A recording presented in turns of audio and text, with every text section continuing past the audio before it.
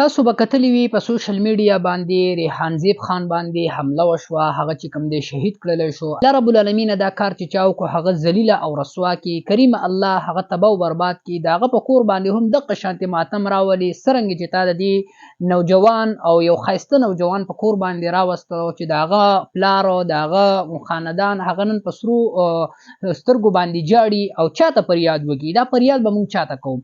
دا ریحان زیب خان دا چې کوم دی د پی ټی آی یو ډیر سرګرم کارکون وو او د هغوی مشر وو.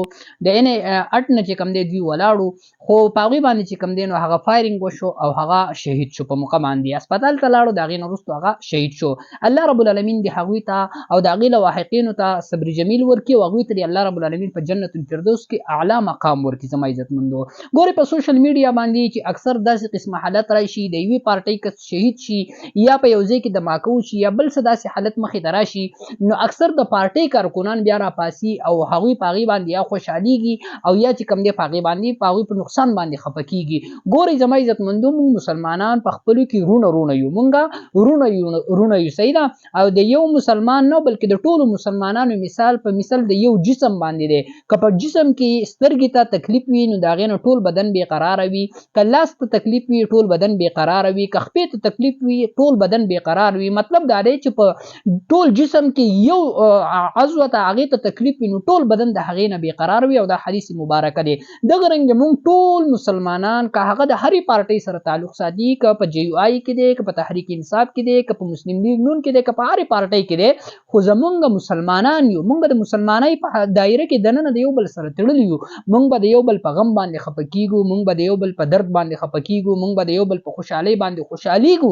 دا د مسلمان شان دی. خو دا نه دی یاره چې په یو ځای کې کسان شهیدان شي او هغوی ته خلک وایي چې هغه مرداران شو، او شهید له چې کوم دی د مردار چې کوم دی نوم ته ورکړي.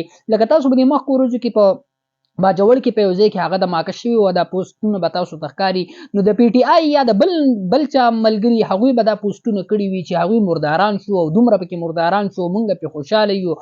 ګورئ زما عزتمندو، دا د مسلمان شان نه دی، دا د مسلمان شان نه دی. که په هرې پارټۍ کې اختلافات خپل کوئ، ګوره زه تاسو سره د پارټۍ په حیثیت باندې خبره نه کوم، په طور د یو مسلمان تاسو ته خبره کومه چې د مسلمان شان دا نه دی چې دی به د بل مسلمان په غم باندې هغه خوشحالیږي.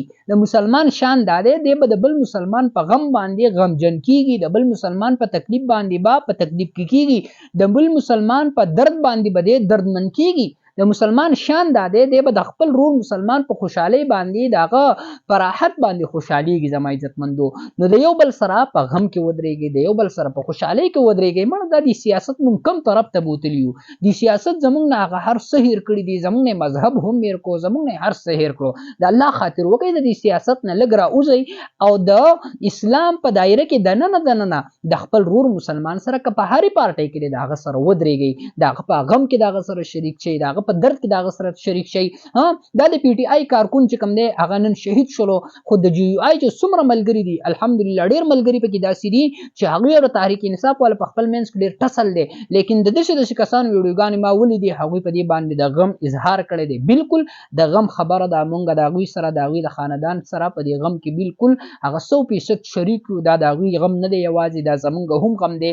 الله رب العالمین دې وکړي چې دا کار چا کړی دی هغه حکومت چې کوم دی په خپل قبضه کې هغه راولي، هغوی ونیسي، هغوی ګرفتار کړي، هغوی له داسې سزا ورکړي چې دا د نورو دپاره نشان عبرت وګرځي. زما عزتمندو، نو که زما د دې خبرې سره متفق یئ نو د ده لپاره په کمنټس کې هغه یو دعایي الفاظ ولیکئ چې الله رب العالمین ده ته جنت الفردوس کې اعلی مقام ورکړي او لواحقینو ته الله رب العالمین صبر جمیل ورکړي، او ویډیو د خپلو دوستانو سره ضرور شیر کړئ. السلام علیکم ورحمت الله وبرکاته.